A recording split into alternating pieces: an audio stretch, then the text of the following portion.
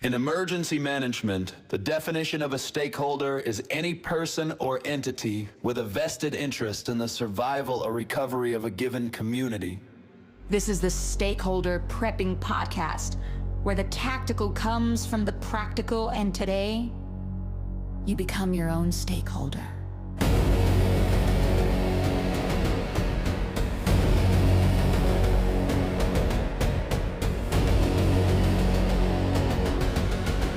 Here are your hosts, Chris and AC. Welcome back to Stakeholder Prepping, where you, yes, you are the stakeholder in your own survival.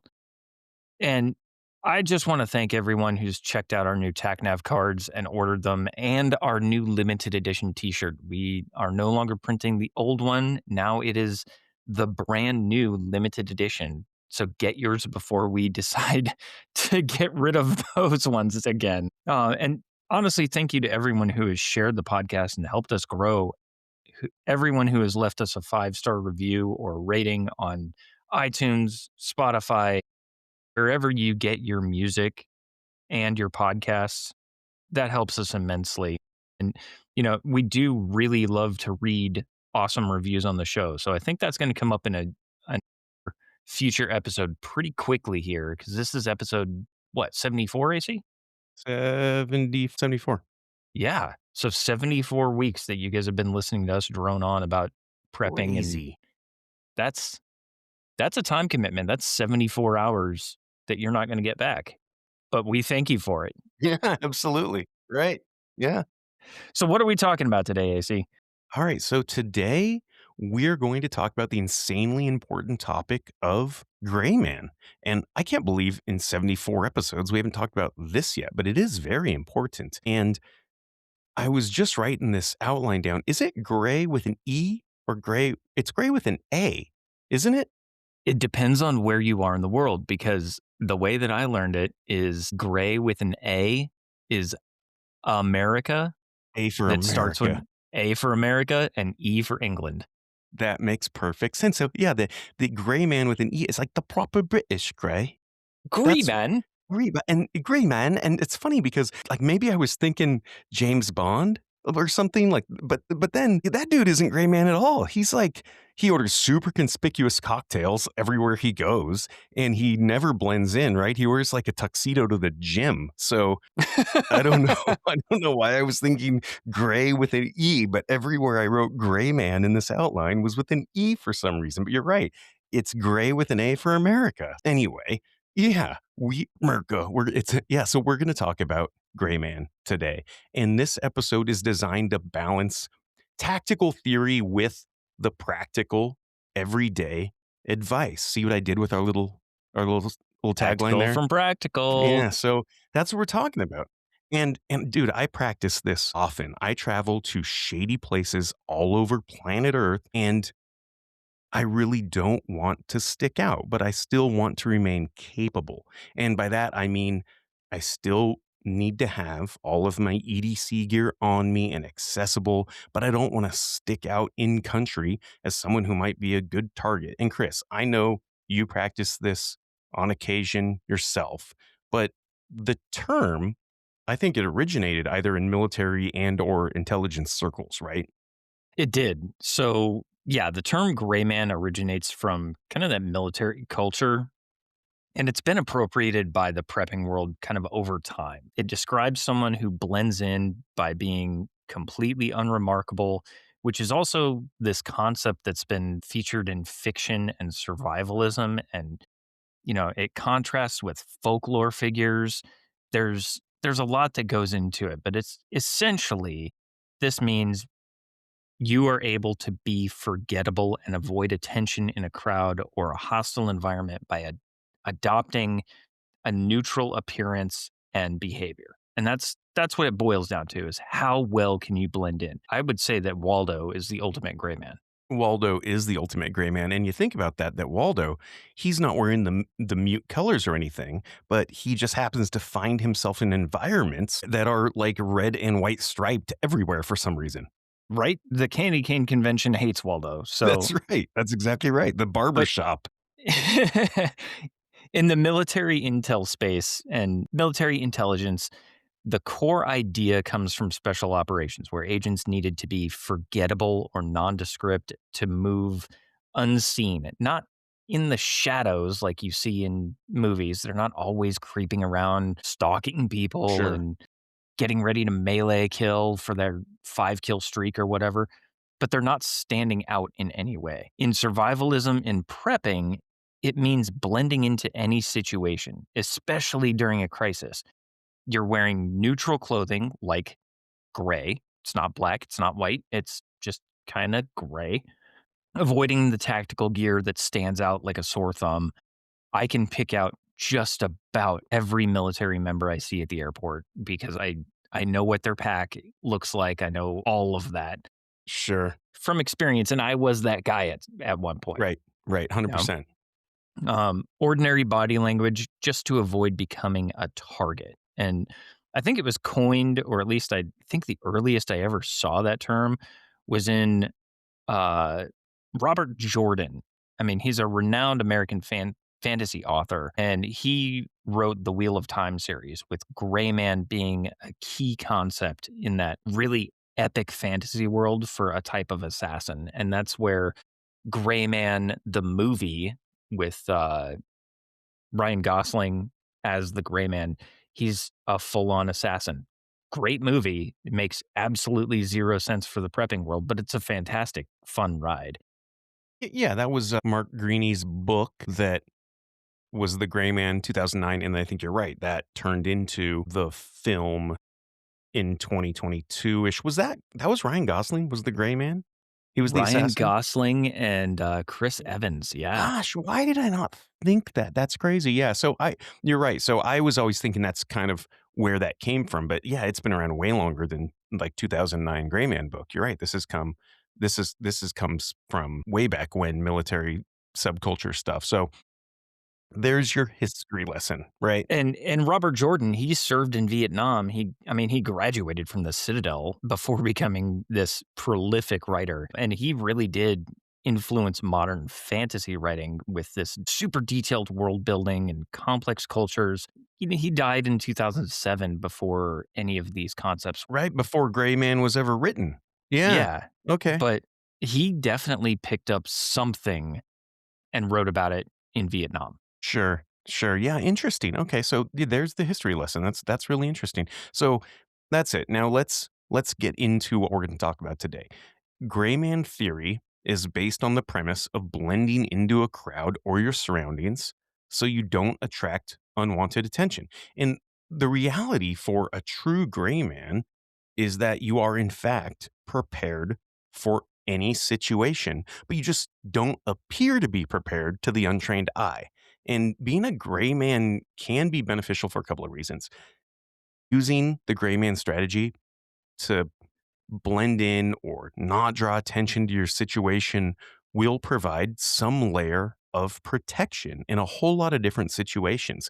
Maybe you're just a private person who doesn't like being bothered.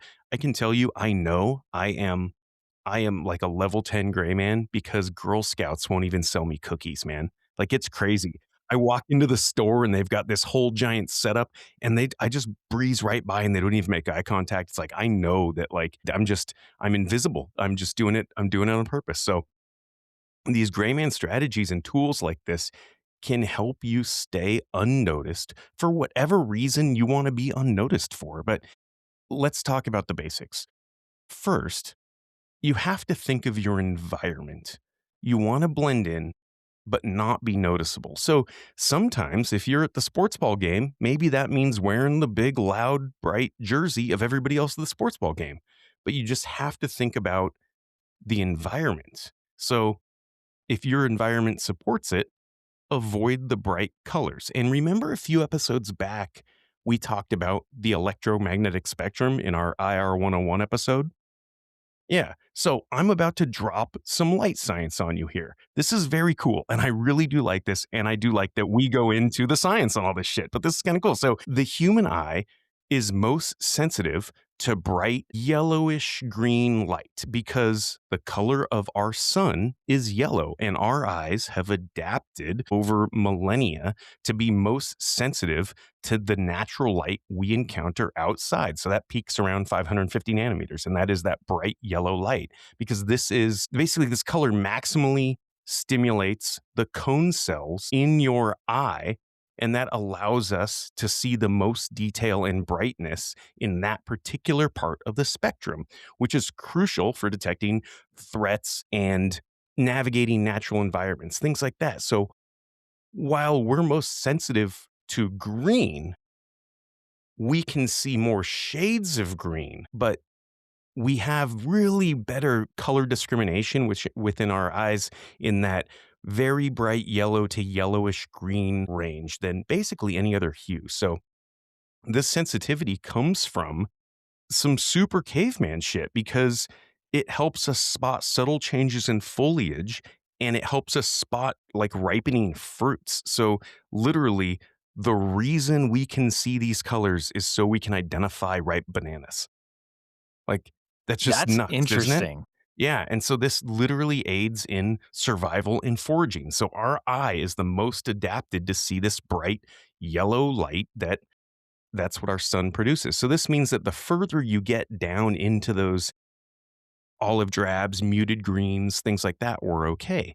But bright yellow is just going to be naturally recognized immediately by your eye. This is what construction workers wear. And, this is like your yellow safety vests and stuff. So, first rule of gray man is don't go big bird mode. I think the first rule of gray man should be always carry your PT belt, but that's coming from experience. First rule of gray man, don't talk about gray man. Yeah, there we go. There we go. It's like Fight Club. I mean, and it really is along the same lines of bright colors. It's kind of a no-brainer, but keep things like accessories, jewelry to a minimum. Expensive watches, gold chains, rings, other personal items, they're not just targets for thieves, muggers, pickpockets.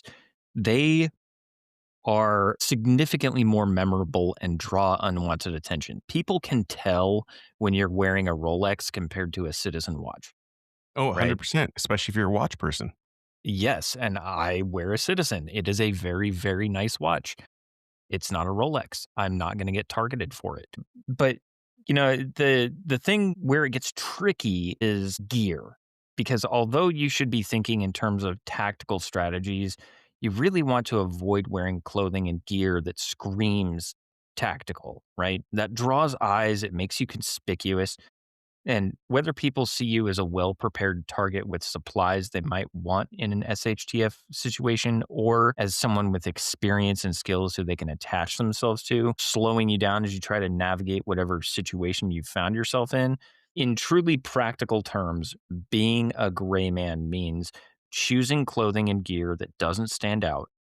And that is situationally dependent because if you're at the sports ball game, like you said, cheering on everybody that is down on the field or the rink or the court or whatever, you're going to blend in better than the one guy who's mean mugging everyone in the crowd. Right, or if you're at the, candy cane and barbershop convention, you're probably Right. gonna wanna dress like Waldo. Right. Instead of blue stripes, you want to make sure you have the red. Right. And there's a scene from a show called Schitt's Creek, and it's don't be suspicious, don't be suspicious, don't be suspicious, don't be suspicious, don't be suspicious, don't be I suspicious. have to find the link now. We're I posting that link. We're posting the YouTube video. It's a great little clip, especially because they're doing it in a graveyard and the manager or the priest or the rabbi or somebody comes out and is like, "Hey, what are you doing?" And they both run away. But don't be suspicious. Don't be Avoid suspicious. avoid those obvious tactical patterns or logos or colors on your clothing. So, unfortunately, 511, 9-line apparel, those are gonna just scream, "I know what I'm doing," or grunt style. I have a ton of shirts that are grunt style, and they Sure. all have the logo on the sleeve. Yep. Yep. Wild call out. Keeping weapons and armor concealed, This actually really depends on what kind of armor you have, what kind of weapon you have, but keep it tucked away so people don't notice that you're wearing it. You'll be okay there. Maintain that calm, ordinary body language. People can actually tell when you're tense, when you're stressed, when you're angry, when you're happy. You give off kind of that vibe of don't mess with me because I'll fuck you up. Well, you're not making yourself very gray there. And then prepare for threats without announcing that you are prepared. This is where always keeping your hands on the same place on your hips and that finger is always inside of the loop of your karambit if you carry one, or always keeping your hands forward of your waistline so that you can grab a concealed weapon if necessary. These are all very small things that you can kind of train for and build that muscle memory now before something happens. And then when it does happen, you're prepared for it. Yeah, that's right. And I like what you said about body language because that can be such an anti gray man move, and you just won't even know it. You really want to practice the art of being nobody. So imagine this: you're in a major city, say during a blackout, and there's two people. One wearing the multicam tactical pants and the don't tread on me hat and the tactical backpack with the molly webbing everywhere and a bunch of morale patches that say your mom sends me care packages and stuff like that. And then the other person is wearing slightly faded jeans, maybe the generic navy blue hoodie, carrying maybe a beat up messenger bag or something. Who is going to get targeted first in that situation? Think about that. Anybody is going to look at that person that stands out, even if they appear tactically capable, that person is still going to stand out. Even if that person appears that they are more likely to be armed, that person is still going to become a bigger target than the person that is just muted. I completely agree there. And I will say that biologically, women are better at picking out gray men than men are, which is interesting because they're more finely tuned to assessing and addressing a tactical threat. And that comes from eons of biological evolution. But women are actually more inclined to pick up a threat or something out of place than men are. Yeah, that's really interesting. Yeah, that's just different chemistry, man. Yeah, and the ability to blend into any environment so effectively that, if a witness were able to get called in and were asked to describe you 5 minutes later, they'd be like, "Well, he had a hat on." He wasn't fat or skinny, and he wasn't tall or short, and he may or may not have had facial hair. I think it was a brown or a purple hoodie, right? Right? That's what you want. That is The exactly what you want. Yeah, and the philosophy is not about being a badass. It's about avoiding the fight entirely. And this isn't just about not becoming a target because there are some other things that, you can use gray man skills for. Think about information gathering. When you are invisible, you see a lot more. People talk freely around somebody they don't perceive as a threat or as a standout. That social chameleon behavior means adapting your specific biotype. A gray man in downtown Tokyo looks very different than a gray man in rural Montana, looks very different than one in Pompano Beach, Florida. So you really have to adapt to the surroundings. I think probably one of the best portrayed gray men on TV was in the show The Last Ship, Tex. He is an Yeah, absolute ghost. 100%. Yeah, no, he truly was like that ghost. You're right. Yeah, Last Ship, that was a good one. I that was the Nathan James, right? Mhm. Yeah, that was the one. That's right. Yeah, yeah. That was a Which, good that was actually a really good show. fun fact about that one, in the show, they named the ship the Nathan James, and the name of the dog was Admiral Halsey. Well, the actual ship that they filmed on was the USS Halsey, and that's where they got that from. I think we talked about that before. I remember this funny quip, and I think you had told us that before. I think so, but it's Yeah, been 74 weeks, so I don't it's been know. 74 weeks since we talked about that. Yeah, I've but slept since then. but that's right. Like, so let's talk a little bit more about that gear and that outfit. You need to break that tactical addiction. And that is so hard. I know for us too, right? It's like Chris is wearing a morale patch on his hat right now. I'm wearing like a Mhm. Katanica hoodie that just absolutely screams like contractor chic, you know? So breaking that tactical trap that we all fall into. And this is so funny. It's like your $300 operator pants are just a neon sign saying, I have a gun and expensive gear. Yeah, for sure. You know what I I mean, mean? So we can even talk about like, I don't know, some of the clothing tips, like the palette, right? Earth tones, blues and grays, avoid the high contrast logos or the political statements. Like you can remember a funny shirt that you saw because it was memorable, or that dude in the bright red MAGA hat. You remember it. So don't be memorable. And even the fit of your clothing is important here. Not too tight, because if you're concealing, that can imprint, right? And you want to have range of motion if you need to run, or even if you need to fight. The range of motion is very important. And then not too baggy, because then you just look like a thug and you look suspicious. So for pants, I've talked about this before, but Victos has some very less than noticeable kind of operator jeans. So they have lots of pockets. They have the gusseted crotch. So you have that range of motion, stuff like that. But they're just sort of half tactical. You can't really tell. Now, the downside with jeans is that when they get wet, right, they get heavy. So yeah. that's the downside. But there are a lot of those other brands out there that maybe have like the hidden cargo pocket zipper or something like that. So there are there are Yeah, brands you can wear, right? That are still, you can still get all your gear in them, but you just don't look like it. right. And I mean, 511, LAPD gear or LA gear. I can't remember what they call themselves now. They've changed names like 7 times. Vertex makes some good, like, kinda operator jeans. They're gusted, they have, they've got a lot of range of motion, but they just don't really look like it. So there is some gear out there specifically for that, kinda like that gray man tactical stuff. Reversible gear is a really good one. That jacket that maybe is bright yellow on one side for the safety and rescue aspect, but it's navy blue on the other, so you can kind of disappear.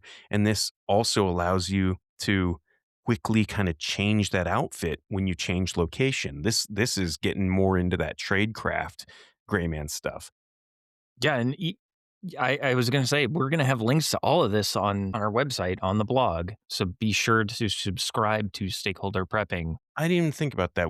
Any of the clothing and stuff we talk about. Yeah, we can certainly. I'll put a link to the Victos jeans, at least, that I like, that I'm talking about. We should definitely put a link to those. But yeah, there is the slightly less tactical type clothing that you can wear that just doesn't draw attention to you. And even the bag is a big one. I know no one wants to use like some junk brand backpack or a diaper bag or something like that, but like guys like Maxpedition, they make some great bags that don't have the molly all over.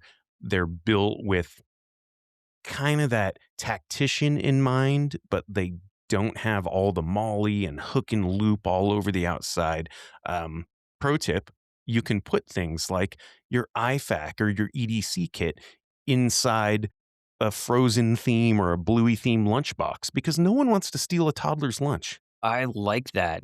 My Little I mean, Pony for the win. the My Little Pony inside the just normal messenger bag, nobody's going to mess with that stuff. Footwear is a big one. Avoid that high speed combat boot look. Stick to the trail runners or work boots that match the local blue collar or athletic aesthetic. That's a hard thing to say together.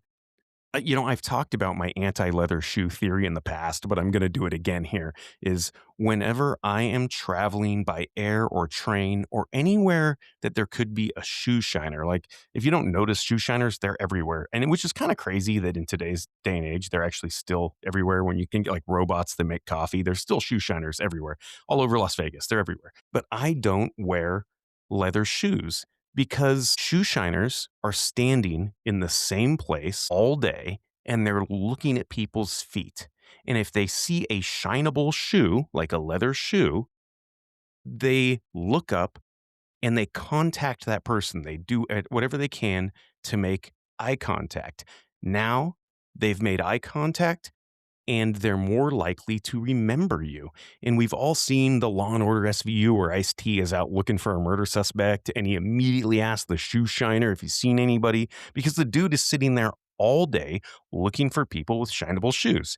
And along the eye contact line, this is a pro tip I got from a behaviorist once. When you make eye contact with people while trying to make your way through a crowd like an airport or a busy mall, if you make eye contact with them, they're more likely to run right into you. And I know you've done this. Everybody's done this, right? We're going in opposite directions and you're like making eye contact with the person and you both know which way the other person's going to go and you just end up running right into each other.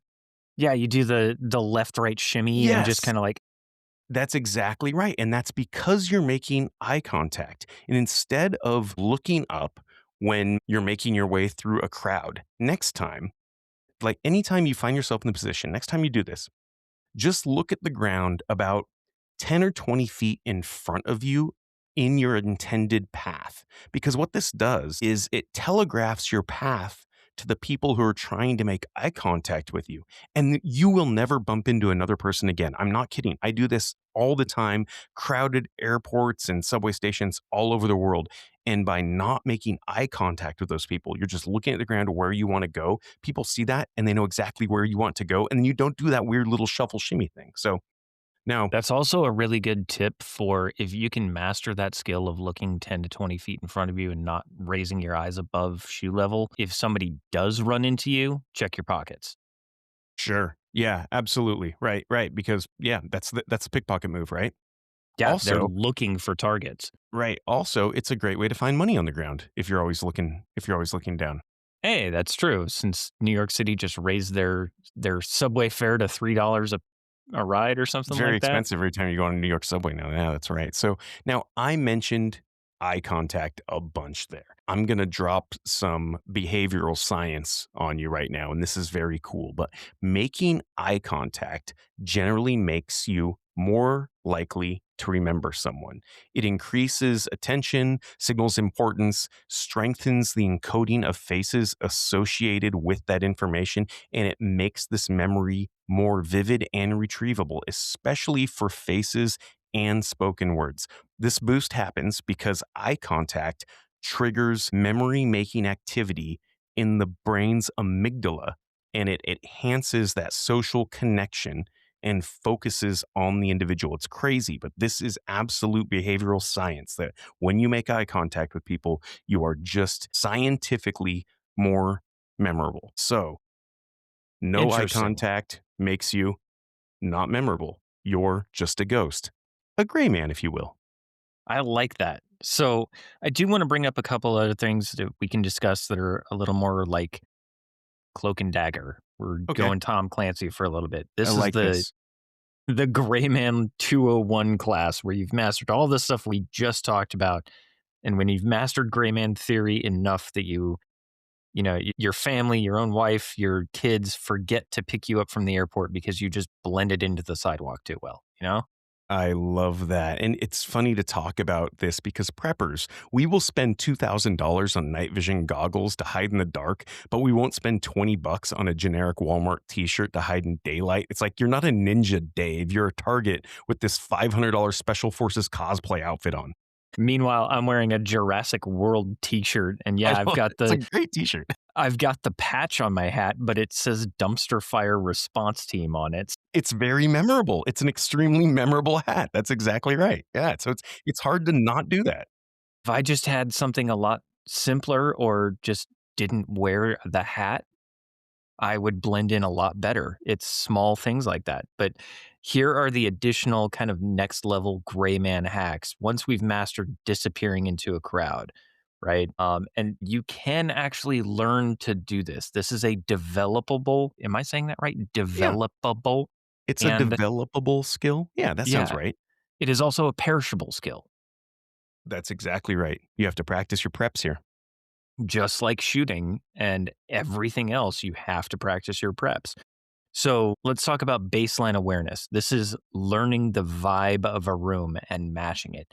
If you go into a rave you're going to have a very different environment than if you go into, that country club cigar room, or if you go into a crowded taco restaurant on margarita night.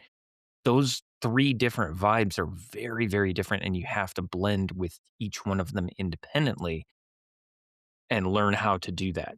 Yeah, like you need to know where you're going to go because you're right. Like if you walk into the cigar lounge with the glow stick from the rave, then you stick out even more. 100%. Like you're going to need to kind of know what that environment is like. And I think that's why I like there's the layering look that you can do this with, right? Like where you can easily, you lose the tie real quick and all of a sudden you're out to have a good time. Or the reversible jackets, reversible coats, things like that we talked about. Because yeah, it changes up the appearance a little bit and it allows you to be that kind of social chameleon like you were talking about earlier. Yeah, and I will say probably one of the best fits for being a gray man used to be that 90s Russian Spetsnaz undercover Adidas pants look, right? They had the navy blue bomber jacket that was all slick sheen color. And then they had the navy blue Adidas pants with the three stripes down each side. If you've ever seen the movie Behind Enemy Lines, the Well, guy yeah, who of course.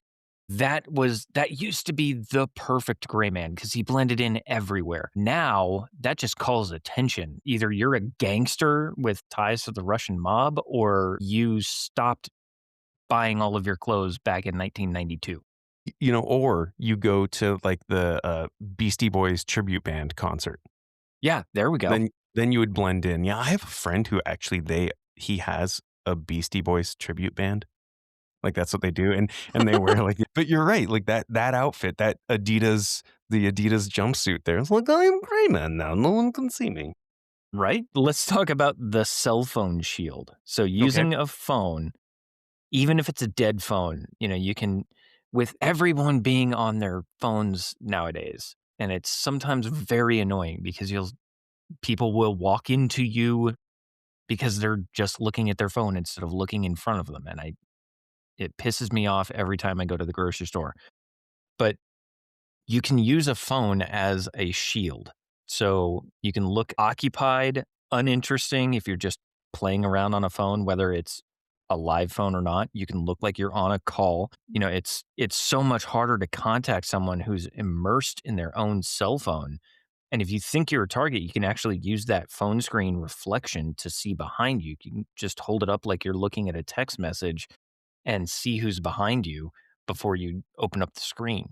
That's a really good one. And it's funny that you say that about like the being preoccupied thing. I do this a lot. I find myself in a lot of like airport bars and stuff, just traveling or at a shitty hotel lounge somewhere. And when you're that guy immersed in your cell phone, like just buried down in your TikTok doom scrolling, people right next to you will have very intimate conversations because they think you're not listening. They just think that you're buried and you do it yourself. You do this all the time. You're like, that guy next to me is not listening. So I can, give out my credit card number on the phone to the person on the other end asking for it or something. So yeah, people will have fairly intimate conversations if they think you're immersed. The other one is, dude, just wearing earbuds, even if they're not plugged in, even if they're not plugged into anything. If you're listening to nothing, wearing the earbuds just makes you so uncontactable. But people really won't notice you there, and they will have those conversations because they just don't think you can hear them or that you want to hear them. Right, and that's a great way to gain intelligence on your surroundings. Who is a threat, who is not a threat, etc. And you can do this. You can become more gray with changing your movement patterns. So a lot of people think that, um, if you walk like a soldier, if you're constantly scanning every room like Jason Bourne, you're the ultimate gray man. That was not what made Bourne gray. It No, he was could his. kill you with an ink pen. That's what made him a gray man. Exactly. He was so unassuming. You could go up to him and be like, "Hey, do you have the time my watch stopped?" And he would look at his watch and be like, 5:42, and then just move on. Or he wouldn't answer at all. That's what made Right. him gray. It wasn't how he moved. It was how he acted. Yeah, don't sweep the room with your head like a Cylon every time, right? You just look more memorable that way. You're right. It doesn't make you gray, man. It's the opposite when you do that, sweeping the room, soldier style every time you go somewhere to get your surroundings. Yeah, if you look like a chicken bobbing your head everywhere, you're going to call attention to yourself. And And then situational awareness is important, right? Don't get me wrong. Obviously, it's important, but there's a way it to do is. it.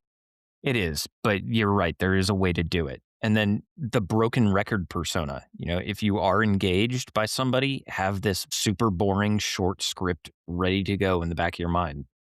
I'm just heading to work, man. Late again. I got to go. It's a super boring story. It's already planned.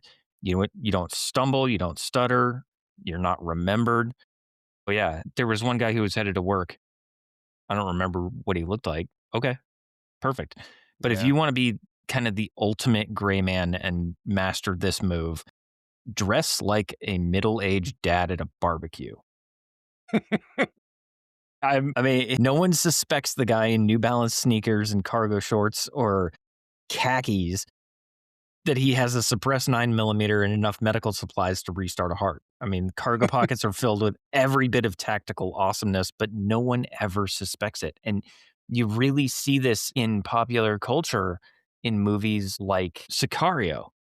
They have a whole slew of gray men. And if you see somebody in a combat zone who is dressed in a polo and khakis, they are dangerous. There's something about the polo khaki. What was John Krasinski in a 13 hours? no, the Jack Ryan. It was Jack Ryan. Shadow Jack Recruit. No, Ryan. it was just Jack Ryan, wasn't it? Yeah, he was in Yep, Jack the Ryan. But series on Amazon. yeah, but dude, he was shooting everything up. In season one, it was khakis and a polo everywhere, and the guy was pretty deadly. Mhm. Yeah, and you're right. The Jason Bourne thing. You got to think about what makes that persona gray and not gray, and it's not the tactical badass sweep in the room that makes you gray. It's the exact opposite. It's the way you hide behind people on your way through security cameras and all that kind of stuff. That's really what made him gray. Exactly. So being a gray man, it's like being a C-list actor. You want people to think, "Hey, I think I know that guy from somewhere," right before they completely forget you exist and go back to scrolling TikTok. So, in other words, and this is kind of a weird thing I do because I've been accused of taking prepping a bit too far sometimes. But Who I did have that? I know. I have a Garmin watch, and anyone who has a Garmin, at least all the new Garmin, the round face, newer Garmin stuff, all the tactics stuff, the Phoenix stuff, you can change the watch face very easily. So lots of times I've got my heart rate monitor and the pulse ox and the bullet drop calculator and everything else visible just because I like the situational awareness. But I actually changed that watch face just to the regular analog clock if I want to be extra gray man. So I've got a few downloaded on the watch, so it's just a couple of button presses, and I'm even more boring than I usually am. You just switch that watch over, and I have had people look and say, "Oh, hey, what watch is that?" When you've got all this weird, cool stuff on it. So my watch face has all this weird, cool stuff on it normally, and people have actually commented on that. So it just gives people one less thing to comment on when you just have the regular, old, boring analog watch. Yeah, and here's another thing about watches. So, from a tactical perspective, you'll see police, fire, EMS do this all the time. They wear their watch face on the inside of their wrist. And the reason they do that is so that when they are looking at their hand, they can see and notate the time, right? Oh, yeah, sure. Like if you're taking notes or something on a notepad. Or applying a tourniquet or anything else. You need to know what time everything happened. Your hands are full. You can just glance down at the inside of your wrist and see what time it is. Sure. Most civilians wear their watch to the outside. So they have to rotate their wrist over to see what time it is. And if you are trying to be gray, just switching the direction of your watch can make all the difference. If it is inside your wrist, it can tell immediately that you have some type of experience dealing with emergency or crisis situations because you know that trick. If it's on the outside, I can't really tell. You might. I mean, you could look completely operator, and if your watch is on the wrong side, okay, you're a cosplayer. Oh, that's really interesting because for me, it's funny. Every aviator, you wear your watch, the normal way that normal people do because you have a giant watch face. Every aviator has this massive, right? We've got like a Flava Flav clock on our wrist always because it's every aviator wears a giant watch, and that's really so you can notate the time from pretty far away, and we all lie about how good our eyes are. So let's give everyone a little bit of homework on this, if you're okay Okay. with that. Yeah, yeah, absolutely. Let's challenge all of our listeners to practice this one. And like all of your preps, this does take practice, right? So here's a couple of super easy things that you can do to practice. Go to a mall, go to a park, take an afternoon, take a morning, whatever you decide to do, but go out, as I think we said a couple episodes ago, touch grass, but just go and sit peacefully for an hour, right? Try to spot or identify kind of the people that you want to. That could be the preppers versus the sheep. That could be the first responders versus the civilians. That could be any group of people you want versus any opposing group. And especially with like the preppers versus sheep, if you see a knife clip, if you see that 511 logo, if you see that operator gate where they're walking with so much purpose that they're actually telegraphing every move they make before they even think they are, they fail. And you can identify them, pick them out of the crowd or pick them out of the park or whatever you do, but get some experience in recognizing people and their behaviors and then try to implement what you have learned into making yourself invisible. But yeah, that's a really good one. Like you said, you have to practice this. This is one of those things where you have to go out and practice these preps. You can't just say, "Okay, I'm going to be gray man today," because it is very hard to not make eye contact with people, especially if you're really friendly. I'm not very friendly, so it's pretty easy for me.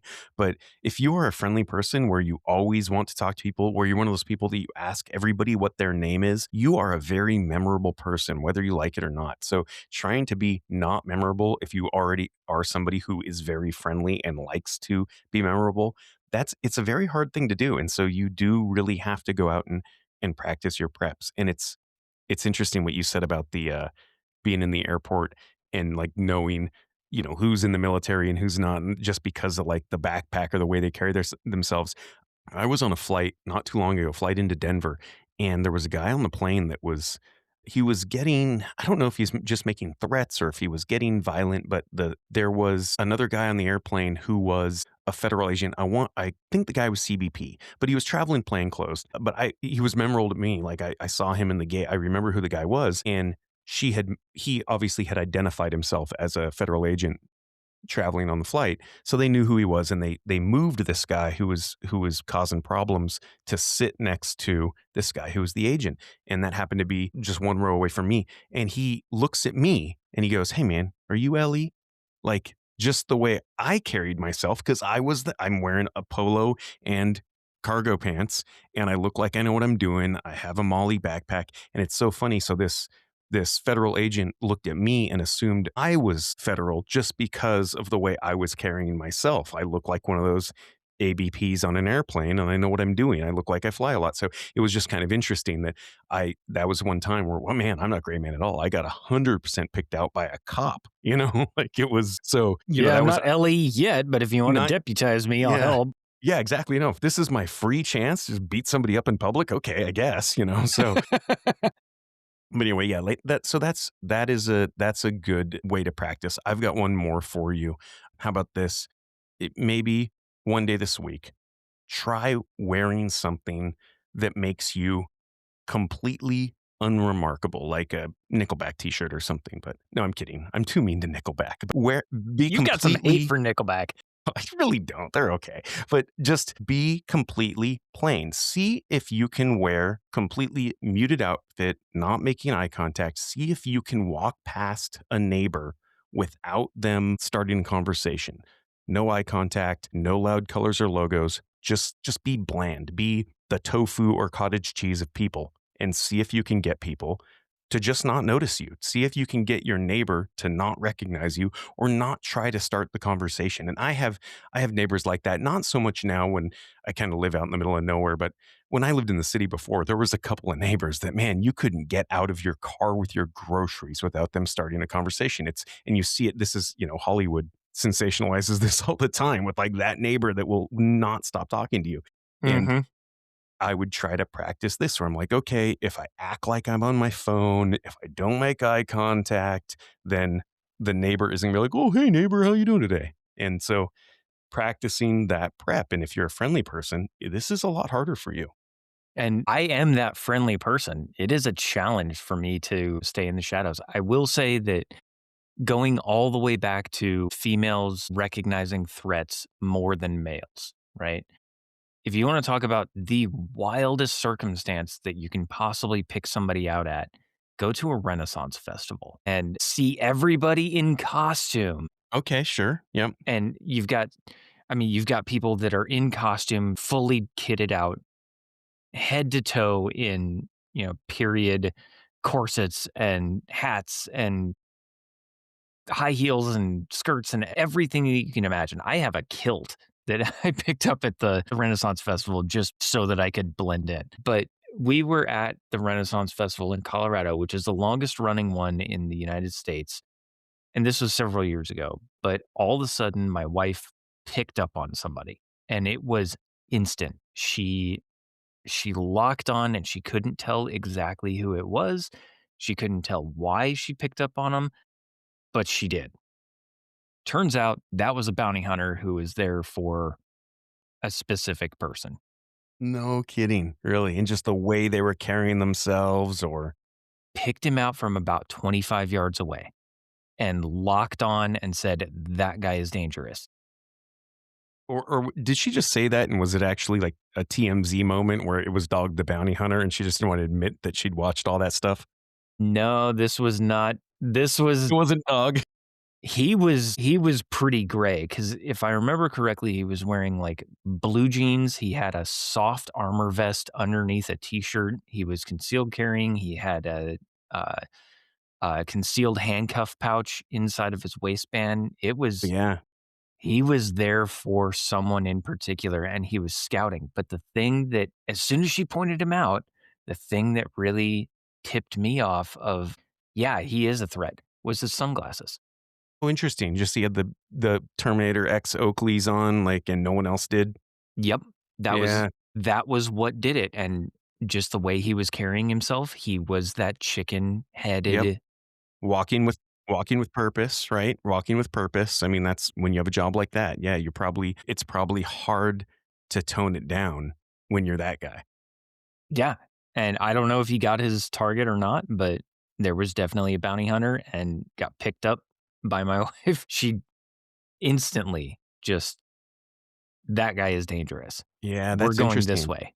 I do this a lot in the grocery store where I look for the people concealed carrying, and then I try to see if they notice me, and I'm pretty good about it. I'll wear something that just accessorizes well with like the appendix carry, but there are people that just don't care. People, yeah, they just wear the t-shirt and they've got a firearm on their waist, and I try to pick those people out, and it's amazing how often you can if you're looking for it. If you're looking for those people, yeah, they do stick out. If you really want to trip them way far out, if you're in the grocery store or something like that, sweep up behind them and say, "Hey, Smith and Wesson, Glock, or Springfield, what are you carrying?" Because they're what yeah, Then you it's you just became a very, very memorable person. yes, you did. Yeah. So anyway, that's it. To recap, the muted colors is the biggest thing. Eye contact and making sure, yeah, the outfit blends in to the environment you're in. I think that's the biggest thing because you're right. If you weren't at the Renaissance Festival, if you were in the airport, that guy, he might not have stuck out all that much, but he was already sticking out because he wasn't in the period correct garb. And he may have been only one of 10 or 20 people that wasn't in the period correctness. And then it was very easy once you saw all those people say, that guy's on a mission. Right. And Had he been in, period correct garb with a kilt, I would not want to be arrested by him because that's going to be awkward the next morning. But if you are still listening and you really, really, really want to challenge yourself on your gray man ability, find your nearest country club and just go for an event and see how well you can blend in. If it's the tux and black tie only, if it's just the regular country club, if it's, golf attire only, if it's whatever it is, see if you can blend in without a membership. That will be your test. Yeah, yeah, absolutely. And we're not condoning breaking and entering or anything, but you're right. Going somewhere that you are not familiar with and seeing if you can blend in. The country club is a good one. You're right. Just go to one of those black tie type events and see if you just because you put on the tux, you're not going to carry yourself like those other people that do that all the time.